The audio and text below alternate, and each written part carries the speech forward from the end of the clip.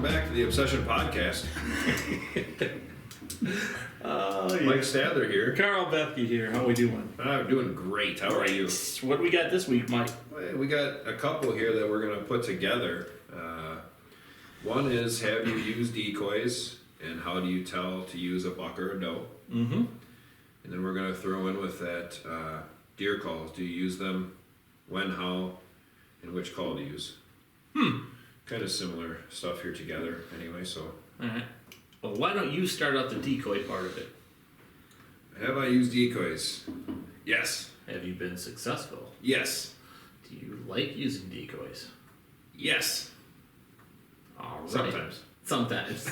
And when might that be? That's the other part of it. So I love to use decoys early in the rut.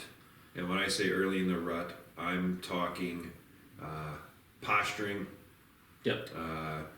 attitude bucks, establishing dominance, not seeking phase, but getting cranked up. I always like to say I love them when they're looking to fight. Late pre-rut. Yes, Last week of October. that is my favorite time to use decoys. Last week of October, first week of November. And it's actually the only time I usually use decoys. Me too.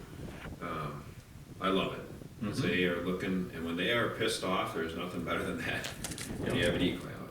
You know, does it work 100% of the time? No. No, it doesn't. Sure does not. Not even It can close. it can backfire on you just as fast as any call. And the size of the deer usually doesn't matter. The No. younger deer usually come right to the decoy. That is a fact. You can get any young buck to come to a decoy. Yeah. You know, and a lot of times they'll even smell and stay there. Oh yeah. Here, but Hang out with it. you know, and you know, how do you tell to use a buck or a doe? I think I've only tried one or two times to have a doe like bedded next to the buck. Most of the places that I hunted at that point, you couldn't see it anyway, Right. unless that deer was right there. You know, just because of the lay of that property. I So think, I've stuck with the buck. yeah, straight buck decoy. I have tried the doe decoy, and to me, they were real leery. They did not like that. Yeah. The doe is usually moving around or whatever. I got one of them, just so you know, I went and bought one of them flicking tails Oh, there that you you go. can control. Nice. Well, I thought the tail movement would help. Then it did. No, but it's fun to watch. Yeah, well, it's kind of cool to push the button. Gives you something to do. Yeah. When you're Ooh. screwing off. Look at me go. Yeah. Film it with the camera Yeah. for the show. Like, ooh, look at my tail flicks. Wow, there's a 160-inch Yeah. buck standing behind you. Yeah, not so much. Yeah, I Buck decoys, when a buck comes to a buck decoy, and I'm talking a mature deer, he's coming in there to beat his ass. And he's going to be aggressive. Well, number one, it's cool to experience.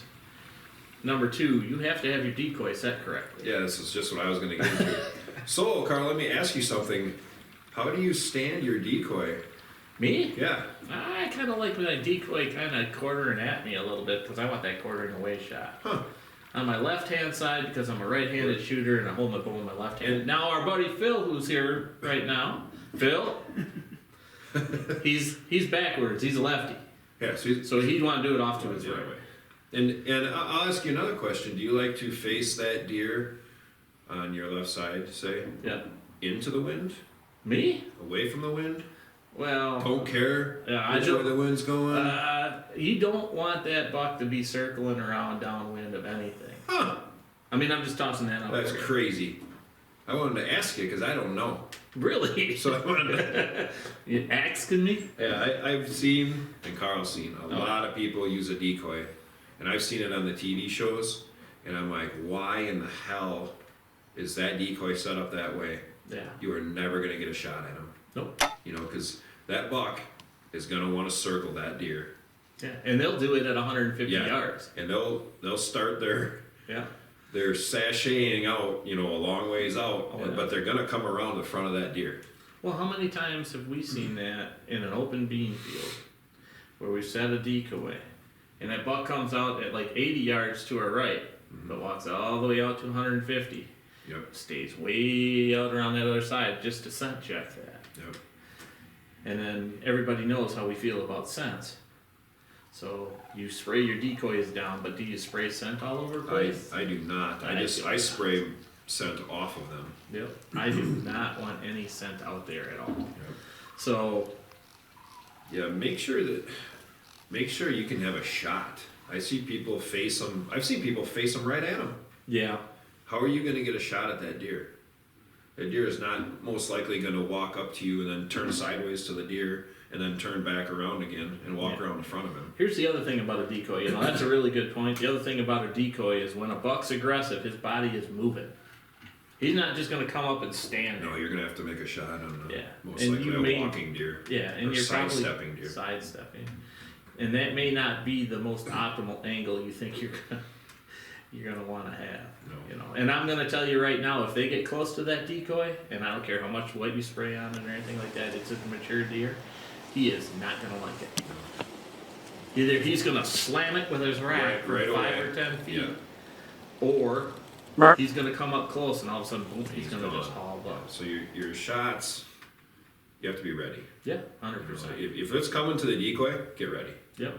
Because that's the one good thing about a decoy is they're not paying attention to you, No. which is one nice thing. Yeah, and that's that's the best part about the decoy. You know, the other part about using decoys is, you know, we have to use calls, Yep. and And we use them. We have a lot of decoy footage. We do, We and have I'll be showing a bunch a of lot that. of deer dead over decoys. I've killed a lot of bucks over decoys. Yeah. We killed one of our best videos way back in the day. With that 8-pointer you shot. I think we recorded it on beta. Beta. I don't know if it. I know I had a 40-pound camera on my The shoulder. camera weighed 600 pounds. It's like having We a worried 50 more, cal on your shoulder. worried more about hiding the camera than we did ourselves in We the needed tree. like 6 300-year-old oaks to hide that thing. Yeah, that was awesome back then. Yeah, reel to reel. Right? Well, that part of that, you know, you shot that deer that year. Oh, here he is. 8-pointer. What was that? I don't That was October. That was wasn't it? October. Late Yeah, October. we're really losing light fast. I And shot that was in anyway. that was a Being picked hunted. feed field. We We- set that out in the open. Well, we made a whole move. Yeah. We sat the night before and I was hunting and Yep. you were filming. Yep. And we called in that big 8-pointer out into that field. Yep. And he would not come into No. the tree line no matter what I did. No, he didn't care. So the next day, because we're smart, Right. That one time, that one time, we nailed it that day. we went and hung it and we went and we Hang and bang, baby. yeah, put the decoy out, which happened to be a 3D target at the time because we're so rich. That thing is, it's junk. Yeah. It's actually laying over at the other property in Fox Lake. It's still out in the woods, I think. Oh yeah, probably in the. Yeah, it's not good. It's probably a nest for Yeah, something. it's most likely. But that thing, we put that out that night. Mike called that 8-pointer and it killed him. Yeah. And we had 2 does right in front of that decoy. Oh, they stayed Literally, there all night. They stood there all night by that decoy. They did not care. Yep. That buck came straight up to that decoy, And he got thumped. and he got thumped. And then he ran 400 yards with a double lung shot. Beast. There was no blood left in that deer, dude. That was it. But we called that deer too. That was the other thing. Yeah. So bringing in the deer calls. Deer calls part of it. We've touched on deer calls on another podcast. I Right. know. I think, you know, I used to use a can call, just so you guys know. I had a can call. I still carry a can call, but I don't think I used it at all last year. to be I'm the honest. same way. I did not use my can call at all last year. I'm almost thinking that the deer are starting to get used to it. It's like the old elk call that everybody had, the hoochie mama. Yeah, hoochie mama, baby. Get your hoochie mama. Meow, meow, meow. Just all day. Meow, meow. Yeah, those elk did not respond to that because every brother They and didn't their care. sister and everybody else out west had one, and they all stood outside their house and they went meow, meow, meow, meow. Those calls, I think the deer are starting to get wise to them too. Yeah, honestly. I think last year was probably one of the first years I never tipped a can call. Nope, me either. Your place, my place, the other properties, never. I just didn't do it. And we've gone through many different types of buck grunts, Yes. and we've come to the conclusion the one that we like the most, Buck roar. the buck roar, Primos. Primos buck roar. You're welcome, Will. Yep. Hey, Will Primos, don't forget to that we mentioned you there. Hit us up. You know. Hit us up. But sound wise, I think it's probably the most controllable call that's out there. It's got the rubber neck on it. You can get it's got a really long 2-inch reed in it, and your ability to move that reed up and down on that control allows you to hit many different tones. And even if you're in deep tone, you can squeeze hard enough to increase so it's a little bit higher pitch to make it sound like there's more than one buck in the area. The one thing I've known or found out about big deer is the majority of the mature bucks, real big mature bucks, they do have a throaty call. You know, you can tell the difference between. You know it when you hear one of those. Yeah. Because that's the. Last year in that bedding area at my place, and I couldn't see him, and I could hear him chasing that doe up and down that ridge. When you hear a buck like that call, you feel that down in the plums. You're like, I know that's a big one back there. Yeah, the hair on the back of the neck stands up, and the plums begin to tingle. Plums are a little swole. Yeah, well. Yeah, it's got that snort wheeze on the top too. If you, right. And I'm not gonna tell people to go out and snort wheeze. No, don't be snort wheezing at every deer, every buck you see at 200 yards. I'm like, that does not work. Are you sure? Yes. Come on, every one of them that comes out. Let's just do it. It's the panic effect. I know. If I don't know how many people have seen it. All kinds of videos on YouTube, all kinds of stuff. Look, if you call to a deer at 100 yards, and he doesn't hear you, or even look your way, just stop. Yeah, hit him twice, 3 times at the most, but you have to increase your volume every time. If you go meh, and then they go brah, and then the very last one brah, don't go because he don't care. Yeah. And if it's a mature deer, he's probably just gonna walk away at a high rate of speed. I say this to a ton of people. Buddy Phil that's sitting here has heard me say this a million times. Less is more. Yeah. I say it a ton of times. That's a fact. They heard you. Oh yeah. They heard you. Like, they don't have to spin their head around like they're the exorcist. No. And like, who did that come from? And not that they won't, but trust me, they heard you. Oh yeah. Unless they're 500 yards away, yeah. And you're grunting at them then already. Yeah, and I've gone to that heavy wind where I went back, back. And it's I and they think finally hear you. One thing too that I know we both used to do it is the blind, the blind calling, and we think we've got away from it more than anything. Yeah. More than anything, and I'm not going to say that it. It really can't be beneficial. It depends on where you're hunting. But yeah, it depends on where you hunt. Your location. So if you're hunting in let's just say you're in a tree line, an open field, kind of, and there's a wood line, let's just say 100 and 150 yards away from you. And you can see both sides, you're just on that transition zone where those deer transfer from wood line to wood line, okay? I don't think blind calling in that situation is as bad, especially if you're using a decoy. For sure.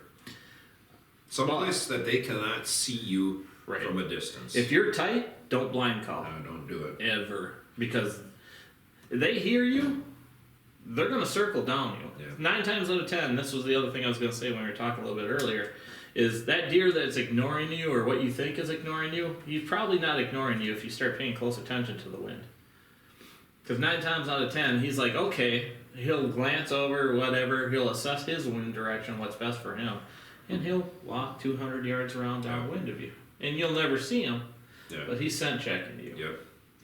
Yeah, so, I for sure, if I'm gonna blind call, I'm gonna be someplace deep. Oh yeah. Where they gotta come in to see where it's from. 100%. You want them to be searching for you. Yeah, and I think that a lot comes to which calls to use. Like, I'm not gonna rattle sitting in an open field with nothing out in front of me, because you might just go back home. Yeah.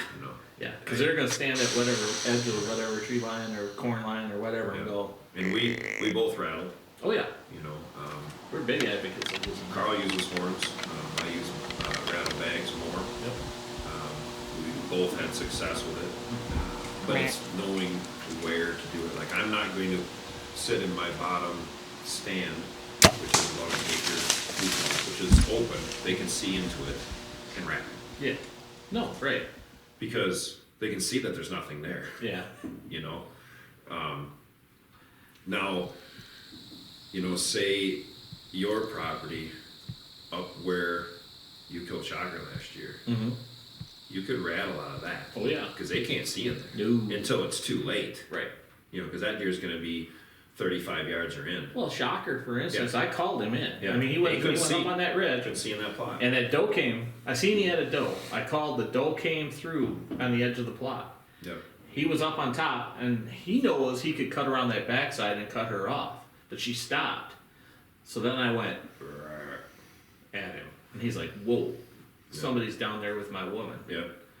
And he started to come. He stopped about halfway again, and I hit him with a real low, throaty grunt again. Tick, tick, tick, tick, tick, tick, tick, tick. And as soon as I did that, his ears went straight back, and he came down. But he only came to the point where he exposed himself. Yeah. But it So was he could enough. see. Well, that's too close. It was enough. Yep. So I Did you keep calling though? No. You didn't start can calling? No. As soon as I seen him. Snort wheezing? No. Well, the first time I called, I seen him and he looked, right? And you gotta be able to, that's the best thing about calling. Blind calling, that's what makes it dangerous, is you can't see the reaction of the deer. Yep. With a big mature deer or something like that, I wanna see his reaction. Yep. So I called to him, he knew his doe was down here. He's like, there's another buck down there. Yep. And he started to come. He cut the distance halfway where he could partly see into that plot. And he couldn't see the other corner because it's so thick right there. I hit him again, just a real short one. Yep. And that's when he came and exposed his shoulder and I killed his ass. Yeah. Correct. Correct. I was there. Right. Well, I was a little freaked out for a while, Uh, but we did okay. And I know you remember this because you've been out on that property with me several times in Fox Lake, where I have that stand, that far corner where that marsh edge is. I'm set in the pine woods. Yep. I got that marsh off the front in the island, and I have blind called a lot of big bucks out of there that I've killed at that stand because they come out of that island and into that marsh, and they know what's coming from in the woods. Yeah. But they cannot see in there. I think you killed 4 bucks out of there, 5 of them.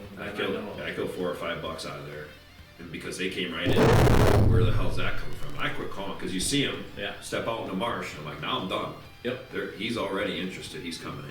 Oh yeah. That's a great spot to do it. Yeah. Make sure if you see a deer start to come, you don't keep calling. Yeah. Because he's interested, and he's probably he's searching for you, and that puts you at the advantage. I think people get impatient. Yeah. You know, and I did it last year, dude. And I was so mad at myself. I told you that night. I'm like, I couldn't shut my damn mouth. Yeah, you'd have killed Rat if you would have just shut up. You know, 160, 70-inch 10-pointer, and I got anxious. You know, and I've done this a long time. Well, he turned. He started coming towards you. He did. And then you hit him again. And I hit him again, and it was that ended it. That's when he crossed the creek. And that's when he crossed the creek and circled around me. Yep. No shot. You know, so less is more. Less is more for sure. I think the other times I remember, well, I killed that little 9-pointer, that decent 9-pointer out there at the lease. You filmed it. Yep. And we called him in the whole time. He was, 90 yards away from us? Yeah, we blind called him because he couldn't see where we were. Right. And he came a far edge. But he came to see. Yeah, he worked his way back and forth through all that thick stuff. Yeah. You filmed it, and I killed him at 20 yards. Yeah. He got close enough to see. Oh, yeah. He didn't get too far after that. No, he did not. Yeah. And then the other buck, and which I used a decoy on too, was at my place. You remember that the buck, that big 8-pointer I call Frankenstein? Yeah. Because I shot him on Halloween. Yeah. And that was on the edge of this big swamp line, and there's some pines in there. I had a food plot set up on this edge, and I rattled, and I could see him on the far side. I called one time, and he came straight underneath that pine, and I zipped him at like 4 yards. Yep. He went out and And stood you by shot the him decoy. again. And you shot him again. Well, I'm not going to stop shooting. Yeah, he know. looked at that decoy Hey. like, holy cow, how did you hit me? It happened. How many arrows did you and I both put in my mule deer up there? There's a few in that deer. He had 5 or Yeah, 6 hey, of them you're by welcome. the time we quit. Because we ain't letting it go. Water in them. No. Yeah, you know, Here you can see where my your first one situation hit where the you're road. at is always going to dictate that. And calls can hurt you just as much as they can help you. And same with decoys. Every deer's attitude's going to be different, and it can change day to day. So it's really an experiment thing. But if you're doing it, you know, in the right places and times, it's going to benefit you more. You know, and there's going to be people out there that are going to. You could argue this. We could argue this for hours. Oh yeah. With people, but you know, we've had success with it. I've killed 2 back here over a decoy. Yep. You have the footage of them. The Yep, very I'm first gonna one show I you killed guys. here. Yep, I I'll killed show you another guys one some here of that. over a decoy. You and I have killed them together at decoys. You've killed them on your own with decoys. Yep. We've carried so many damn decoys around, And long ways. you know. A long ways. So I'm a huge fan of them.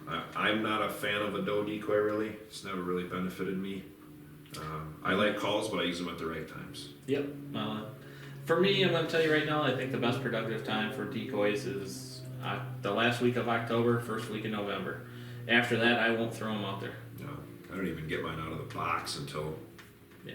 October 25th, probably. Yeah. Ish. Yeah. Vacation time. Last 7, yeah. Rutcation. Vacation. Yeah, the killing time. Yeah. So. Yeah, and your deer calls, you know, I say work with them, know how to use them. You know how to use your grunts. You know, they can be hugely beneficial. I know I sat a night with my buddy Phil last year, and I called a giant 8-pointer. He was, I don't know, 500-600 yards away, and I got him to probably 70. You know, and Phil seen him, and he was a big deer, and I said he's gonna circle us, and when unless he comes straight out, we're not gonna kill him. He's gonna circle us, and he did. Yeah. And he was gone, but It's because he didn't see anything. Yeah, he came that far. He got far enough. You know, there was a little ridge in front of us where he could see where those calls were coming from, and he's like, "Yeah, nothing here. I'm gone." You know, but you know, we called him that far. Now, had he been set up in a stand 100 yards in front of me, you know, and I'm calling way back behind him, the way that deer came, that deer's dead. But with whitetails, that's a tough call. It's not like elk. but you don't know. Yeah. I mean, elk are coming to the call, Yeah, they're and they gonna can't see a damn thing, and and they're not afraid of anything. You can sit behind and call. Yeah. You know, people that like, and we've called for each other. Oh yeah. A ton of times when we've hunted together. Yep. You know, because it's one less thing the other guy's got to do, and obviously, you got to trust the guy that's calling for you. Oh yeah. That he knows what he's doing, and he's not, you know, just snort wheezing and rattling and throwing cam calls and. This is one thing that drives me nuts about the TV shows. I'm just gonna throw this out, short rant on this one. Short rant. Okay. So when you listen to a whitetail in the wild, he's not going around going bad, bad, bad, bad, bad, right? No, not unless he's chasing a doe during the rut. Right. So, and when they actually have different tones during the vocalist. So the same deer can go bad, or it can go bad, or make another noise, or they click when they're tending. Click. You'll hear the click. Clicking, you know, when you hear us go tick tick tick tick. That's a buck tending a doe, and that's exactly what they sound like.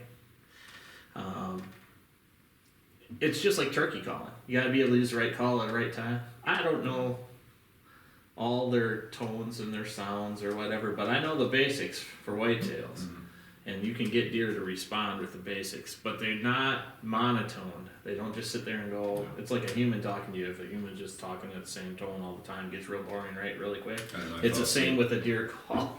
Same with a deer call. So realize that, like Mike said, check or play with your calls to see if you can get the different tones and how to figure it out. And trust me, under stress, you'd be surprised how unsuccessful you will be. Right. That or your call gets really cold. Yeah. Keeping your call fairly warm is important. The rubber has to be flexible. I've had them, the reeds will freeze in there. Oh, yeah. Just from the spit in your mouth of throwing a couple calls and all, you know, it's 30, 25 degree morning and all of a sudden and there ain't nothing coming out of it. Yeah. And you're like, you know, I think a Sasquatch is coming. And that's an important one too. I always keep my calls inside one of my pockets. And You shouldn't, I think, and I know you agree, you probably shouldn't even have a call out of your pack until October 20th. Yeah, oh God, no. I mean, you shouldn't be, you better not be calling in September. No. You know, if you do, I'd like to know where you're at, because I want to hunt around there. Well, exactly. Those On the deer are neighboring gone. Yeah, they're property, gone. yeah. So just feel free to let us know. Yeah. If you want to experiment with calls early, we'll hunt around you. Yeah, You know, exactly. We'll take any benefit we can get. Yeah, don't be vocal at the wrong time of year because it's not going to get you an animal. I can guarantee you that. And then early season, I'm going to say if you try early season calling, you're going to be trying on an immature deer. You're not going to be calling on a mature deer. Yeah.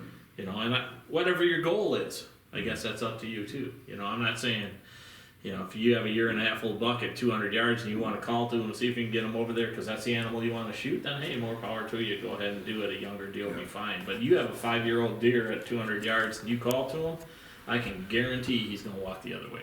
Because at 5, he's been called to for 5 years. Well, here in Wisconsin, for sure. Yeah. If he's 5 here, he's one of the smartest animals you're ever going to see. Oh, yeah. This is one of the things that I've noticed lately, too. Everybody talks about how much pressure Michigan has on it for, hunters. Yeah, they have a lot of hunters. We have a lot of hunters here in Wisconsin, too. The deer here in Wisconsin are probably just as pressured as the whitetails, I think. We have, I saw a statistic the other day, we have 600,000 plus people just that buy gun tags. 600,000. Yep, and there's 100 and some thousand vertical bow hunters plus whatever crossbow. Right. So I wouldn't say we're too far behind. Think of that next time you're out there and you don't see a deer during gun season, then you know why. Yeah.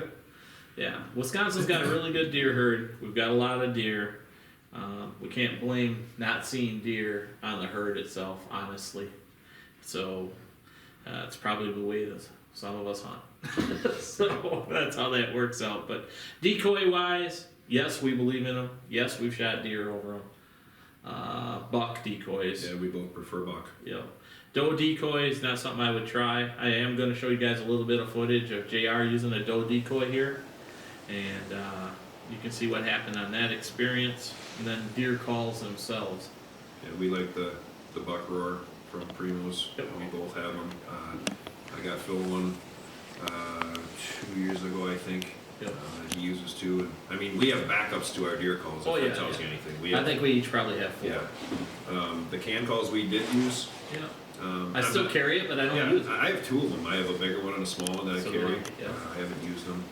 And horns, real horns, or bags, both work. And again, it's all the timing. So. Well, the one thing I'll say about rattling, it doesn't matter the size of the deer by what you're rattling. I've got a great big set of antlers I use. You ain't got to brag about it. And Mike's got a great big bag. You got a big bag of wood. Big wood. Big bag of wood, baby. And it doesn't matter. I've rattled 150-inch deer in, and I've rattled 60-inch deer in. And Mike's done the same thing. It doesn't matter whether it's the bag or the horns. You don't get just because you got a big set of rattling horns doesn't mean because they sound a little bit different to us that you're going to rattle in a bigger deer. That's not how it works. I think a lot of things why people see you have a bigger set of horns to rattle. It's not the size of the horns. It's because they're easier to put in your hands and use. I'm not slamming. I'm not slamming my hands. You're not going to tink together, a little 6-pointer rack and smash your thumbs all out. And usually you'll see the brow tines are cut off. You could always get you some David rattlers. I made you a good set of those years ago, and those things got to go at least 10 inches a piece. They're big. Like salads. Yeah. Well, they're not that big. They're awesome. So we can wrap that one up. We're going to wrap that one up right now. Thanks for listening to The Obsession, guys. We appreciate it. We appreciate all the questions. You guys get a chance, check us out on YouTube. Give us a subscription. It's Rush Outdoors WI Wisconsin. That's what it stands for. And we can also be heard on the RSS feed and under The Obsession. Also on Spotify.